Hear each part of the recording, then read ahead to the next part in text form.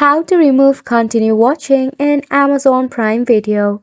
Welcome back to the channel, and let's get right into this video.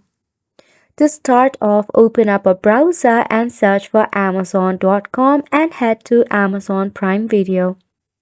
Log in into Amazon Prime Video, entering the credential of your account, then tap on Sign In. Now once you are logged in, from this continue watching list, tap on the edit option that will be in your right hand side. When you tap on edit, you will see this cross type of icon. So what you have to do is you simply have to tap on the cross sign icon on the series or the movie that you want to remove from your continue watching. Now once it is done, to confirm, just tap on done, which will be at the right hand side. And that is how you can remove anything from continue watching in Amazon Prime Video. Alternatively, you can tap on your username icon at the top.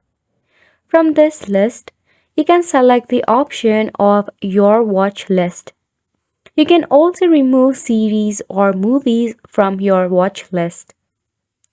Now in here, you just have to select any of the TV show or movie, then select this icon that says remove from watch list.